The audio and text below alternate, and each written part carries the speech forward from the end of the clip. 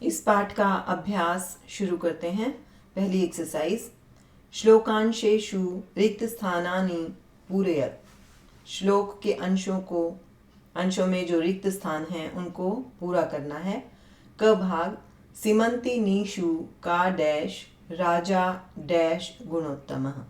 तो पाठ में ये श्लोक हम देखेंगे और वहाँ जो ये शब्द मिसिंग है वहाँ से इसको लिखेंगे। यहाँ आएगा शांता, तो यहाँ लिखें शांता। राजा डैश गुणोत्तम है, राजा को भूत।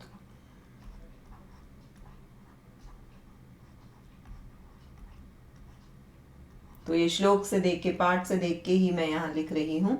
ख भाग, कम संजघान डैश कृष्ण है, किसको मारा कृष्ण ने। का डैश गंगा, शीतल वाहिनी। ये सब आंसर बुक में है। जहाँ इस पाठ में जब श्लोक को पढ़ेंगे, इसी श्लोक को जब देखेंगे आप, तो वहाँ ये मिसिंग शब्द आपको मिल जाएंगे। का शीतल वाहिनी, वाहिनी जब आप लिखेंगे है पे छोटी की मात्रा, न पे बड़ी की मात्रा। शीतल वाहिनी गंगा।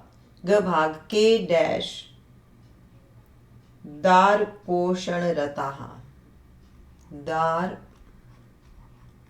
पोषण रताः।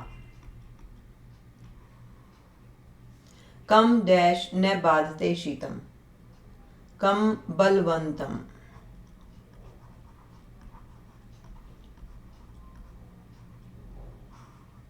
न बाधते शीतलम। घ भाग, वृक्षाग्रवासी न च पक्षीराज है। पक्षीराज जब लिखेंगे तो छोटी की मात्रा।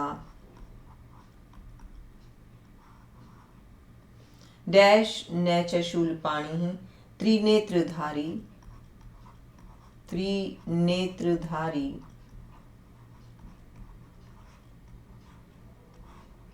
न च शूलपाणि, 3 आंखों वाला है लेकिन शूलपाणि नहीं है। और वृक्ष के अग्रभाग पर रहने वाला है लेकिन पक्षीराज नहीं है। अब देखते हैं दूसरी एक्सरसाइज। श्लोकांशान योजयत, श्लोक के अंशों को जोड़ना है। ये देखें आप, 2 भागों में इस श्लोक के अंशों को लिखा हुआ है। क के नीचे लिखी हुई हैं कुछ पंक्तियों के अंश, और ख के नीचे लिखे हुए हैं कुछ पंक्तियों के अंश। तो इनको हमें मिलाना है, मिलान करना है। श्लोक को पढ़ते हुए, देखते हुए कि किस लाइन के साथ किसको मिलाना है। तो किम कुर्यात कातरो युद्धे, और इधर है अत्रैव उक्तम न बुध्यते। ऐसे ही ये नीचे लाइनें दी हुई हैं। तो ये 4 पंक्तियां अब हमारे पास हम देख रहे हैं। क के नीचे भी और ख के नीचे भी अंश दिए हुए हैं। तो इसको मिलाते हैं। किम कुर्यात कातरो युद्धे, इसको मिलाएंगे। इधर यहाँ देखिए ध्यान से, मृगात सिंह पलायते। तो ये जो आपको करना है, जो ये युद्धे है, ये किसके साथ मिलाएंगे? ये मिलाएंगे मृगात सिंह पलायते। दूसरा देखते हैं, विद्वत भी का सदा वंद्या। ये मिलेगा विद्वत भी का सदा वंद्या, ये मिलेगा अत्रैव उक्तम न बुध्यते। कम संजघान कृष्ण है, काशीतल वाहिनी गंगा। कम संजघान कृष्ण है, काशीतल वाहिनी गंगा। ये इसके साथ मैच होगा। ये श्लोक से देख के ही बोल रही हूँ मैं, पाठ से देख के ही आपको बता रही हूँ। तो आप जब ध्यान से देखेंगे, इस पहली लाइन अगर ये है या उस श्लोक में ये लाइन है, तो दूसरा उसका मैचिंग पार्ट कौन सा है, उसको कंप्लीट करने वाला पार्ट कौन सा है। कथम विष्णु पदम प्रोक्तम, ये आप मिलाएंगे तक्रम शक्रस्य दुर्लभम। तो इस तरीके से हमने इस दूसरी एक्सरसाइज में क भाग को ख भाग से मिलाकर कंप्लीट किया है श्लोक को।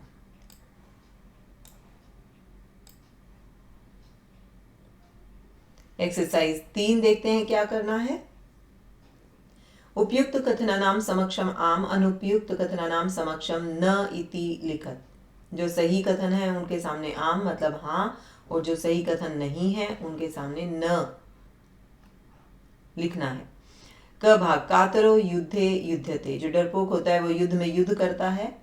क्या ये कथन सही है? क्या पाठ के अनुसार है? न। तो न में कोई हलंत नहीं होता, कोई विसर्ग नहीं होती, लेकिन आम जब लिखते हैं तो हल लगता है। ख भाग कस्तूरी मृगात जायते, कस्तूरी मृग से उत्पन्न होती है, आम। मृगात सिंह पलायते, मृग से शेर भाग जाता है। क्या ये सही है? न। कंस है जघान कृष्णम, कंस ने कृष्ण को मारा, नहीं, न। तक्रम शक्रस्य दुर्लभम, ये जो है ना ये श्लोक, ये यहाँ 3 आंसर्स दिए हुए हैं और ये श्लोक का एक हिस्सा है, इकट्ठे हैं। ये पाठ के अनुसार सही है, इसलिए आम।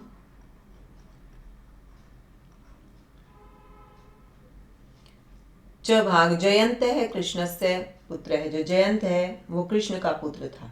न, अब इसके लिए हमें स्पेस नहीं दिया हुआ है, तो हम अपने आप ये बॉक्स बना लें और यहाँ पर न लिख दें।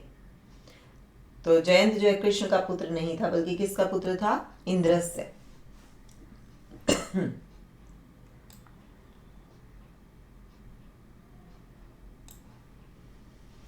एक्सरसाइज 4 देखें। संधि विच्छेदम पूरयत करिणाम कुलम, तो इसको 2 पार्ट में जो ब्रेक करना है, ये आपको दिख रहा है कि ऑलरेडी इसके 2 ही तो भाग हैं, लेकिन ये एक्चुअली हुआ क्या है कि करिणाम में म हल था, तो जब उसके बाद कुलम आया है तो वो म हल ऊपर अनुस्वार हो गया है, तो इसको लिखेंगे करिणाम कुलम अलग करके। अब मैंने रीजन आपको बता दिया है, करिणाम और कुलम। को भूत, तो ये कैसे जुड़ गया है? को अभूत। अत्रैव उक्तम, अत्र एव और उक्तम, ऐसे जुड़ के ये अत्रैव उक्तम बना है। वृक्षाग्रवासी, तो ये क्या है? ये वृक्ष अग्रवासी।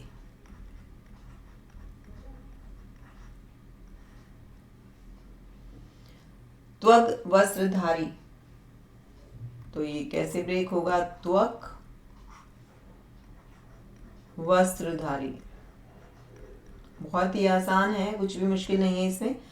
और जब आप इसको जोड़ते हैं तो ये क जो है ये तीसरा लेटर बन गया है अपनी ही लाइन का, तो ग में चेंज हो गया ये। बिभ्रन्न, बिभ्रत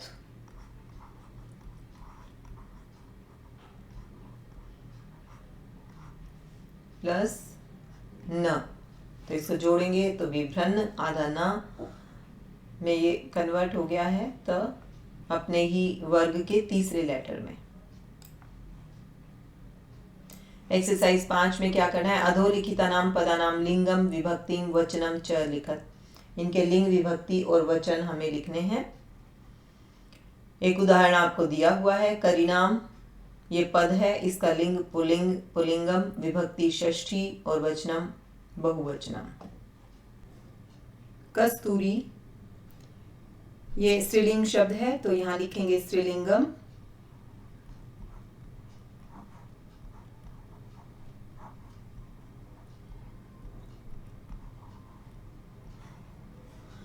अब इसमें प्रथमा विभक्ति है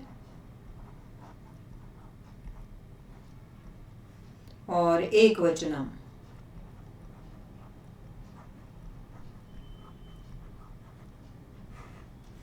युद्धे इसमें पुल्लिंगम शब्द, तो स्पेलिंग्स ठीक से लिखना बहुत जरूरी है।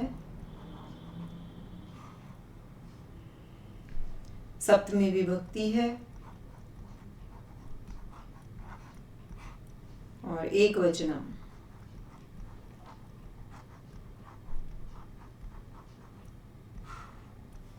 सीमंतिनीषु स्त्रीलिंगम।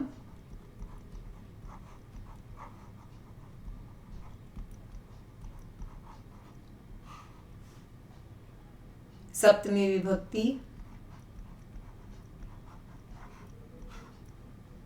बहुवचनम।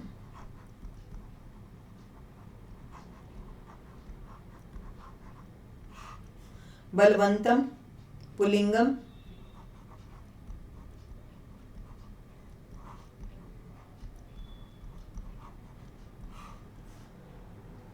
द्वितीय विभक्ति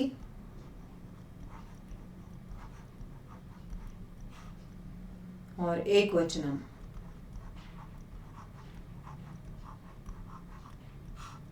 शूलपाणिः पुल्लिंगम।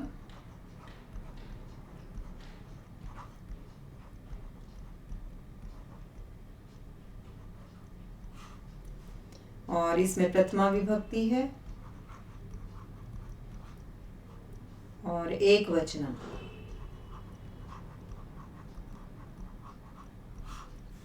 शक्रस्य पुल्लिंगम।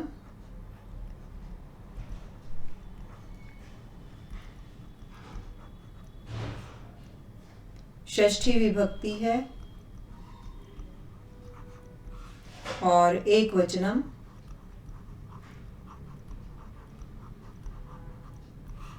अगली एक्सरसाइज देखते हैं। 6 क्वेश्चन अ भाग। विलोम पदानि योजयत। जो विलोम शब्द हैं, विपरीत शब्द हैं, उनको जोड़ना है। यहाँ ये शब्द दिया हुआ है जायते, तो राइट साइड में ढूंढना है किसके साथ इसका कौन सा विलोम पद है। इसके लिए जायते उत्पन्न होता है और म्रियते मर जाने के लिए, तो यहाँ इसके साथ ये कनेक्ट होगा। वीरः है, इसका विलोम शब्द यहाँ ढूंढना है। वीरः का विलोम है कातरः है, डरपोक। अशांता, अशांता का विपरीत हमें यहाँ दिखाई दे रहा है शांता। मूर्खई, ये विद्वत भी, दोनों में तृतीय विभक्ति है। अत्रैव, तत्रैव। आगच्छति, आता है, और पलायते भाग जाता है। तो ये हमने इसके साथ विलोम शब्दों के साथ इनका मैच किया है। आ भाग, आ एक्सरसाइज में है समानार्थक पदम चित्वा लिखत। समानार्थक पद को चुनकर हमें लिखना है जिसका अर्थ समान हो। तो क भाग में करीनाम हाथियों की, तो यहाँ ढूंढना है किसका अर्थ होता है हाथियों की। अश्वानाम, गजानाम, गर्दभानाम, तो गजानाम ये शब्द आएगा यहाँ पर, इसको लिख दें। ख अभूत, अभूत का यहाँ मतलब होता है अभवत। वंद्या, वंदनीया। बुध्यते, अवगम्यते समझा जाता है। घटः, घटः का मतलब कुंभ है, घड़ा। संजघान, अमारयत।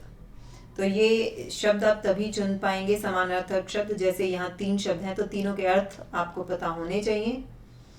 तो करीनाम यहाँ मतलब है हाथियों का, तो हमें ऐसा ही मीनिंग ढूंढना है, ऐसा ही शब्द लेना है। अश्व होता है घोड़ा और गर्दभ होता है गधा। ऐसे यहाँ 3 क्रियाएं दी हुई हैं। हमें मीनिंग चाहिए अभूत मतलब हुआ, तो अचलत तो चला, हंसा और हुआ। इसी तरीके से ये और शब्द हैं जहां से हमने एक एक वर्ड को चुना है, तो तीनों का अर्थ हमें पता होना चाहिए, तब आप सही शब्द को चुन पाएंगे। अब 7वीं एक्सरसाइज देखते हैं। कोष्टकांतर्गतानां पदानां उपयुक्त विभक्ति प्रयोगेन अनुच्छेदम पूरयत। पदों के उपयुक्त विभक्ति का प्रयोग करके हमें इन को पूरा करना है। जो ब्लैंक स्पेसेस हैं, एक है, काक है, डैश, डयमान है, आसीत। आकाशे, आकाश में, यहाँ लिखेंगे आकाशे, ये सप्तमी विभक्ति लगाई है हमने। त्रिशार्त है, सह, डैश, जल शब्द यहाँ दिया हुआ है हमें, तो त्रिशार्त है, सह, जलस्य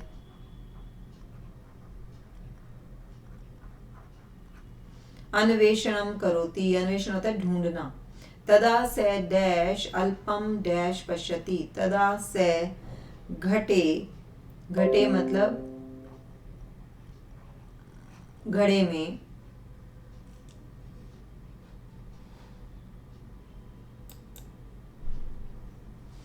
अल्पम जलम,